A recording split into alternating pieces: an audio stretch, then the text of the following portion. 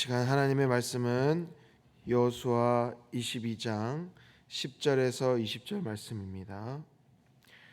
제가 가진 성경 구약 353쪽에 있습니다. 여호수아 22장 10절에서 20절 말씀 우리 다 함께 한 목소리로 읽겠습니다.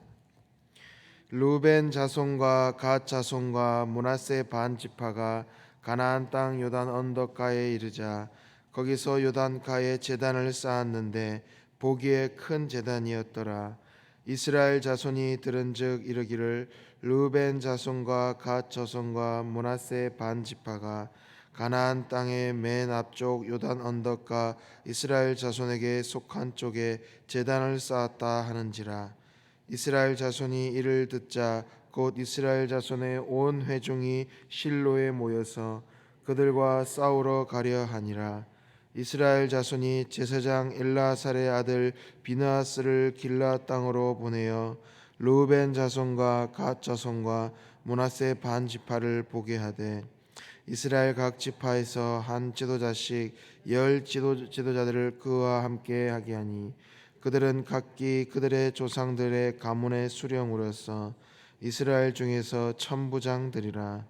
그들이 길르앗 땅에 이르러 르우벤 자손과 갓 자손과 므낫세 반 지파에게 나아가서 그들에게 말하여 이르되 여호와의 온 회중이 말하기를 너희가 어찌하여 이스라엘 하나님께 범죄하여 오늘 여호와를 따르는 데서 돌아서서 너희를 위하여 제단을 쌓아 너희가 오늘 여호와께 거역하고자 하느냐.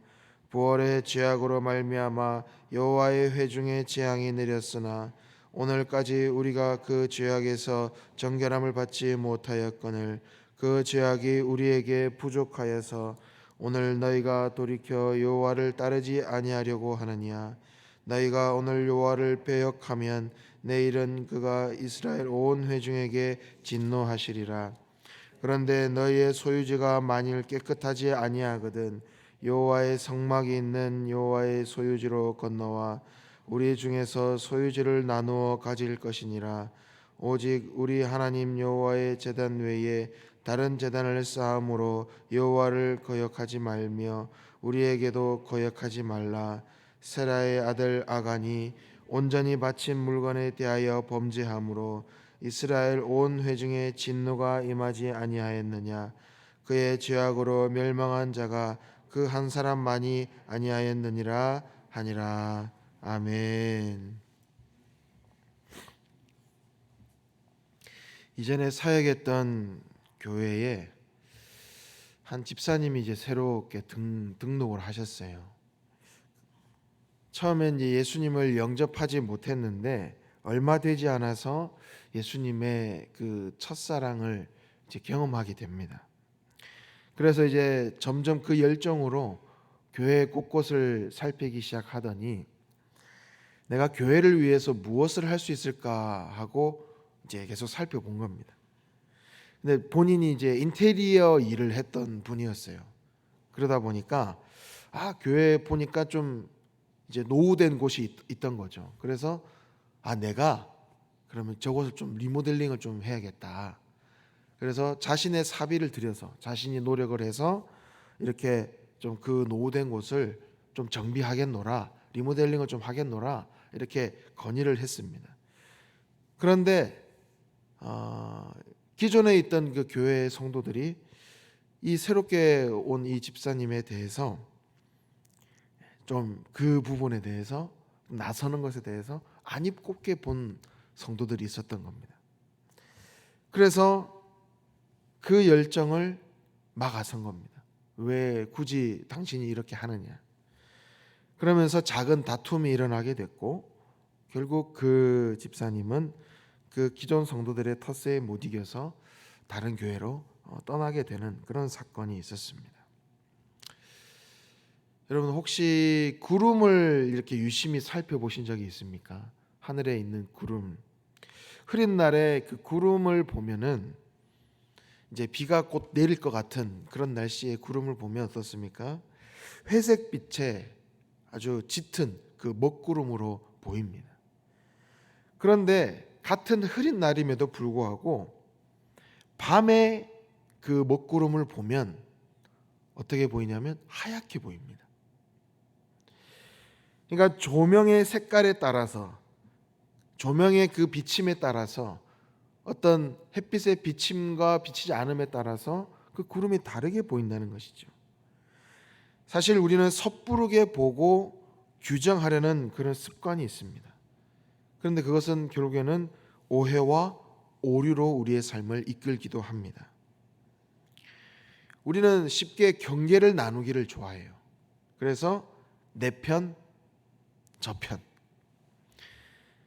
사실 우리는 천천히 살펴보아야 되고 천천히 관찰해야만 소통이 필요한데, 우리는 자꾸만 내 위주로, 내 생각만으로 판단하기 쉽습니다.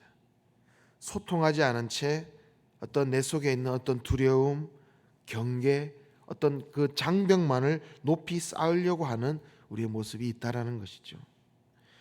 그러다 보면 결국에는 어제의 형제가 오늘의 원수가 될 수도 있다라는 것이죠.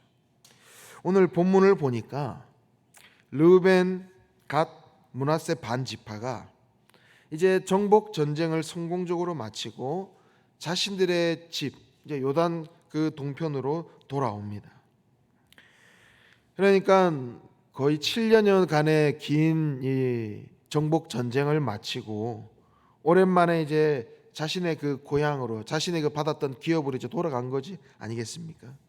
그러니까 사실 그 세 지파의 입장에서는 매우 감격스러운 일이고 정말 기쁜 일입니다. 그래서 그들은 무슨 일을 벌이느냐? 바로 이 제단을 쌓기 시작합니다.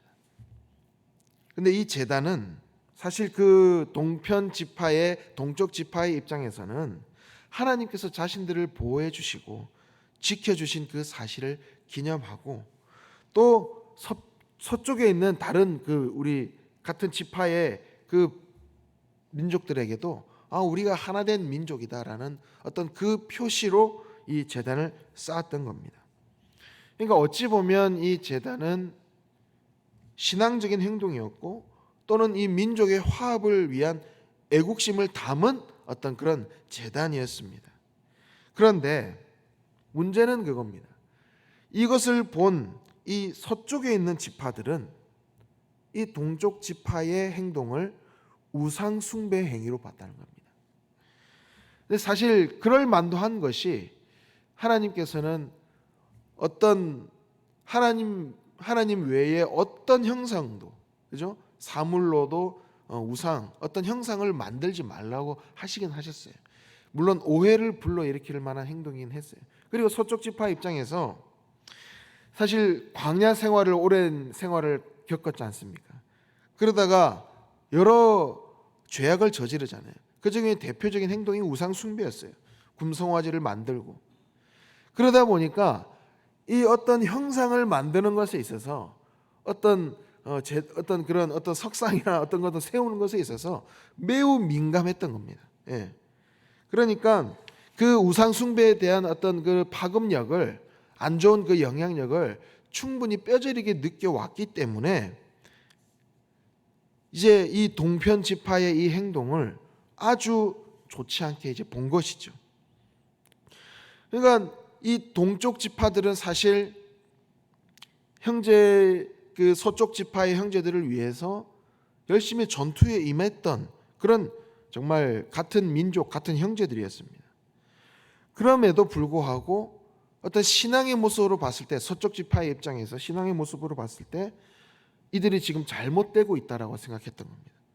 그래서 싸움도 불사하겠다라는 그 결의를 했고, 이제 조사단을 파견하게 되는 것입니다. 사실 소문이라는 것은 어떻습니까?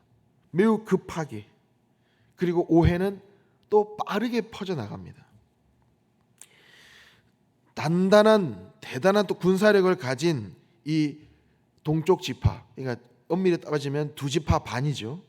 이 두 지파 반이 이제 만약에 빠져나간다라고 생각했을 때 이 서쪽 지파의 입장에서는 아마 두려움으로 다가왔을지도 모릅니다. 항상 전투에 선봉에 섰던 그 형제 이 지파들이 이제 우리와 이제 완전히 등을 돌리게 된다. 참 무서운 것이죠. 그러니까 정말 이 어떤 그 감정의 갈등이, 이 오해가 급하게 퍼지면서 이 서쪽 지파 입장에서는 사실 항상 전투에서 이 동쪽 지파가 선봉에 섰고 여러 공이 컸는데, 그러면 어떻겠습니까? 항상 우리 이 두 지파 반, 르우벤, 갓, 이 므낫세 반 지파 정말 대단하다, 훌륭하다 항상 응원했을 겁니다. 그런데 이 사건으로 인해서 순식간에 그 응원의 목소리가 싸움의 목소리로 바뀌게 되는 겁니다. 그러니까 이게 두렵게 되고 오해하게 되고 하니까 눈이 멀고 귀가 멀고 형제가 어느 순간 원수로 보이기 시작하는 겁니다. 사실 이 동쪽 지파는 말씀드린 대로 전쟁의 선봉 역할을 했고 전쟁의 공로가 컸습니다. 그런데 또 한편으로는 그만큼 땅도 먼저 분배받았죠. 그리고 그도 모자라서 여호수아에게 찾아가서 땅 더 달라고 떼를 쓰기도 했습니다. 그리고 서쪽 지파 입장에서는 참 그 동쪽 지파들이 잘 싸워준 건 고마운데 이렇게 자꾸만 땅을 더 달라, 땅을 먼저 분배받기도 했고 이렇게 조르는 이런 모습이 또 한편으로는 좀 안 입곱게 보였던 것도 있었을 겁니다. 실제로 동쪽 지파 땅들이 대다수의 지파들보다 땅이 넓기는 합니다. 그러니까 이런 여러 가지 복잡한 감정이 이제 이 오늘 본문의 이 사건으로 인해서 이제 골마 터지게 된 겁니다. 자, 그래서 이제 이 서쪽 지파의 대표들, 이제 제사장 비나스를 필두로 해서 각 지파의 이제 지도자들이 이 길라앗으로 가서 이제 동쪽 지파의 그 지도자들과 대면하게 되는 것이죠. 우리가 어떤 오해나 섣부른 판단하기에 앞서서 우리는 천천히 경청하고 또 그 의도를 헤아리고 그 마음을 공감하려는 그 노력이 필요합니다. 그 노력이 그러기 위해서는 사실 여러 가지로 수고가 필요하죠. 그런 수고가 쌓일 때 형제 자매 우애가 깊어질 수 있는 것입니다. 그런데 그렇지 않고서는 상대방을 이해할 수가 없는 거예요. 쉽게 타인의 어떤 행동, 타인의 어떤 모습을 오해할 수 있는 거예요. 결국에는 섣부른 판단을 내리게 되겠죠. 바로 우리 속에 있는 어떤 그 상대방에 대한 어떤 두려움, 상대방이 저런 행동을 통해서 왜 저럴까? 저 사람 싫은데? 약간 이런 섣부른 오해를 하지 않을 수 있는 어떤 그런 마음은 결국에는 사랑의 시선에서 시작될 수 있겠죠. 여유롭게 상대방을 관찰하고 이해하고 그 상대방을 역지사지의 그 마음으로 이해할 수 있는 것. 결국에는 그 마음이 공동체를 세우고 공동체를 정말 더욱더 건강하게 성장할 수 있는 길로 이끌어가게 될 겁니다. 참 어찌 보면 오늘 이 본문의 이 사건은요, 그 양면이 참 다르게 보이긴 합니다. 이 동편 지파에 잘한 점도 있고 실수한 점이 있다는 겁니다. 그러니까 이 동편의 이 두 지파 반은 어찌 보면 하나님 앞에 그 신앙을 표현한 것이고 또 서쪽 지파와 어떤 연합을 이루려고 했던 그런 행동이었는데, 또 한편으로는 오해받을 수 있는, 오해의 소지가 있는 행동이었다는 것이죠. 그리고 또 실수가 뭐냐면 민족 지도자들에게, 여호수아나 대제사장 엘르아살이나 이런 지도자들에게 먼저 논의를 좀 했어야 되지 않을까라는 것이죠. 그 부분이 참 아쉬운 겁니다. 그러니까 우리는요, 어떤 일을 함에 있어서도 선한 목적이 있어요. 내 나름대로 이것은 좋다고 생각했어요. 이것이 옳다고 생각했어요. 하지만 그 일이 다른 사람에게 염려와 또는 근심을 끼치는 행동이라면, 또는 어떤 신앙 공동체에 분란을 일으킬 만한 일이라고 한다면, 작은 그 여지라도 있다면 우리는 그것을 피하고 또는 깊이 더 한번 생각해 볼 지혜가 우리에게 필요하다는 것이죠. 그러니까 과한 열정만으로 모든 것을 정당화시킬 수 없다라는 겁니다. 무엇에 근거한 열정인지, 한번 나 자신을 한번 어떤 일을 진행함에 있어서, 어떤 일을 함에 있어서 한번 어떤 성경적인 근거한 것인지, 하나님의 말씀에 근거한 것인지 한번 점검해 봐야 된다는 것이죠.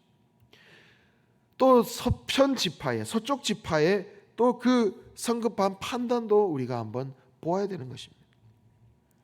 이 서쪽 지파 사람들은 사실 지난 날의 어떤 그들의 실수, 어떤 우상 숭배나 그런 것들로 인해서 하나님께 범죄했던 그런 것들에 대해서 매우 이제 민감한 생각을 가지고 있었던 것이죠. 그래서 그 동편 지파의 그 실수를 보고 즉각적으로 그냥 분을 품고 일어난 것이죠. 그러니까 신앙적인 자세로 보면 의분을 품은 것입니다. 그렇죠? 과거의 그 잘못을 저지르지 않기 위한 그런 행동이었어요. 그럼에도 불구하고 이들이 또 섣부르게 행동한 것은 먼저 사실의 진위 여부를 파악하기도 전에 먼저 군사를 일으키고 적개심을 가졌다라는 것이 섣부른 판단이었다는 겁니다. 그러니까 우리도 마찬가지로 어떤 일의 진위를 파악하기 위해서는 어떤 자신의 어떤 주관적인 생각만으로 먼저 남을 판단해서는 안 된다는 겁니다. 예수님께서도 말씀하셨잖아요. 내 들보는 보지 못하고 타인의 그 티끌만은 우리가 쉽게 본다는 거예요. 그러면서 타인의 그 티끌만을 보고 막 분노를 품는 거예요. 아니 왜 이렇게 행동하느냐. 예수님께서 분명히 말씀하셨어요. 남을 정죄하기에 앞서서, 남을 판단하기에 앞서서 나도 동일한 죄인임을 인정하면서 그 형제의 허물을 용서하라고 예수님 가르치셨지 않습니까? 덮어주라는 거예요. 정말 다행인 것은 그래도 이 서쪽 이 지파들의 그 마음에 아직도 이 동쪽 지파에 대한 그 마음, 그 여지가, 형제들을 생각하는 여지가 남아 있었다라는 거예요. 19절을 보시면은 이 진위를 파악하기 위해서 파견된 이 사람들이 이 동쪽 지파를 향해서 이런 표현을 해요. 우리들의 땅을 나누어 줄 그 여지까지 있다라는 거예요. 그러니까 너희들이 혹시 지금, 그러니까 이런 그 동쪽 지파의 의도를 그냥 한번 그들이 생각을 해본 거예요. 서쪽 지파가. 그러니까 뭔가 이 동쪽 지파의 땅이 마음에 들지 않다거나 또는 어떤 그 정치적인 또는 어떤 그 종교적인 어떤 의도를 가지고 있다면 너희들 지금 정신 차리고, 혹시 너희들 지금 땅이 마음에 안 드냐, 땅이 뭐 어떤 문제가 있냐, 그러면 서쪽으로 넘어와라. 우리가 우리 땅을 더 나눠줄게. 너희들 살 만큼 나눠줄게. 그런 말을 하고 있는 겁니다. 그러니까 같이 살자는 거예요. 너희들이 지금 어떤 의도를 가지고 어떤 문제가 있거든, 서쪽으로 넘어와. 우리가 품어줄게. 그런 어떤, 어찌 보면 이 형제가 형제를 돌이키기 위해서 자신의 것을 다 내어줄 수 있는 또 그 마음이 서쪽 지파에게도 있었다라는 겁니다. 그러니까 형제를 품어주려는 그 여지가 있었기 때문에 이 문제가 이제 조금씩 그 실마리가 풀리기 시작한다는 겁니다. 이런 태도는 바로 우리 신앙 공동체 안에 꼭 필요한 연합의식인 것이죠. 온전한 관계를 위해서는 때로는 판단의 유보도 필요한 겁니다. 바로 칼같이 탁 잘라서 너 잘못했어, 너 어떻게 처벌받아야 돼, 이것보다는 뭔가 형제가 잘못을 했다 하더라도, 뭔가 왜 저러지, 어떤 이해할 수 없는 행동을 했더라도 잠시 그 자신을 돌아볼 기회를 주는 겁니다. 그리고 여지를 주는 겁니다. 또 내가 오해할 수도 있는 거잖아요. 또 섣부른 판단을 했을 수도 있잖아요. 그러니까 상대방을 완전 재단해 버린다면 결국에는 내 입장에서도 그렇고 그 형제 입장에서도 그렇고 이제 돌아볼 기회가 없는 거예요. 그렇지만 잠시 기다려주고 유보해주고 그들의 입장을 한번 생각해 주는 거예요. 그리고 잘못한 당사자도 마찬가지입니다. 자신의 어떤 의욕이나 열정이 잘못될 수 있음을 인정하고 돌아볼 때 이 공동체는 다시 하나로 봉합될 수 있는 겁니다. 다시 뭉쳐질 수가 있다는 것이죠. 오늘 우리 또한 이 믿음을 지키고 믿음의 공동체로 바로 세우려는 그 마음이 있다 그러면 그 형제를 죄에서 구원할 수 있다 그러면 우리 또한 내 자신의 모든 것도 내어줄 수 있는 희생의 자세가 우리에게도 필요하다라는 것이죠. 우리는 형제의 잘못을 들추기보다 왜 저런 행동을 했을까? 또 왜 저런 잘못을 했을까? 먼저 이해하고 덮어주며 말씀으로 조심스레 권면해야 하는 것입니다. 예수님께서는 마태복음 18장에 형제가 범죄하거든 어떻게 권면해야 되는지를 보여주세요. 먼저 어떻게 하라고 하시냐면 1대1로 만나라고 하세요. 1대1로. 우리는 보통 몇몇 사람들에게 먼저 막 이야기를 꺼내요. 수근수근해요. 먼저. 저 사람 왜 저러지? 저 사람 저런 행동을 해. 너무 이상해. 너 먼저 막 이렇게 주변에 좀 소문을 퍼뜨려요. 그것은 옳지 않다는 것이죠. 먼저 1대1로 만나서 그 사람에게 그 상황을 듣고 왜 이렇게 행동했는지 한번 이렇게 권면하고 이야기를 나눠보라는 겁니다. 그 잘못에 대해서 어찌 보면 부끄럽지 않게 하라는 것이죠. 조용히 처리하라는 것을 첫 원칙으로 예수님 말씀하시는 거예요. 자, 그런데 만약에 그것을 듣지 않거든 두세 사람이 가서 권면하라는 거예요. 그러니까 요즘으로 친다면 뭐 담당 교육자나 오이코스 리더나 뭐 이렇게 같이 함께 찾아가는 것이죠. 그래도 듣지 않으면은 이제 교회의 이름으로 권면하라는 겁니다. 교회에 당회가 있죠. 당회는 치리할 그 권한이 있습니다. 그러니까 잘잘못을 따지고 이제 혼낼 수 있는 그런 권한이 당회에 있습니다. 근데 그렇게까지라도 해서도 듣지 않으면은 이제 어찌할 수가 없는 것이죠. 바로 우리는 이 정도까지라도 이 형제에 향해서 최선을 다해야 돼요. 정말 단계를 밟아가면서 그가 바로 돌아올 수 있기를, 그가 우리 공동체 안에 어렵지 않게 흡수될 수 있기를, 그리고 그 형제가 어떤 그 잘못에 대해서 이해할 수 있고 품어줄 수 있는 그 자세가 우리에게 필요하다는 것이죠. 결국 이 자세는 우리 자신을 위해서, 나를 위해서 십자가에 돌아가신 그 예수님의 사랑의 그 본질이 우리에게 깊이 심겨 있어야 된다는 것입니다. 바로 형제를 향한 사랑과 희생의 정신이 우리에게 필요하다는 것이죠. 이 사랑의 정신으로 형제 자매를 이해하고 품어주면서 바로게 이 용인영락의 공동체를, 또 각 오이코스를, 각 모임을 주님이 기뻐하시는 그 공동체로 세워가시는 저와 우리 용인영락의 모든 성도님들 되시기를 간절히 소망합니다. 우리 함께 기도하겠습니다. 하나님, 저희들은 참 연약합니다. 쉽게 타인을 재단하고 타인의 티끌을 보며 나의 들본을 보지 못하는 그런 부족한 존재입니다. 그럼에도 주님은 우리를 부르셨고 우리를 통해 교회를 올바르게 세워가길 원하시는 줄 믿습니다. 주님의 마음을 품고 사랑하고 이해하고 그 형제를 다시 세워줄 수 있는 믿음의 사람이 되게 하여 주옵소서. 예수님의 이름으로 기도하옵나이다. 아멘. 주님께서 가르치신 기도를 드리겠습니다. 하늘에 계신 우리 아버지, 아버지의 이름을 거룩하게 하시며 아버지의 나라가 오게 하시며 아버지의 뜻이 하늘에서와 같이 땅에서도 이루어지게 하소서. 우리가 우리에게 잘못한 사람을 용서하여 준 것 같이 우리 죄를 용서하여 주시고 우리를 시험에 빠지지 않게 하시고 악에서 구하소서. 나라와 권능과 영광이 영원히 아버지의 것입니다. 아멘. 오늘 말씀을 기억하면서 우리 함께 기도하기 원합니다.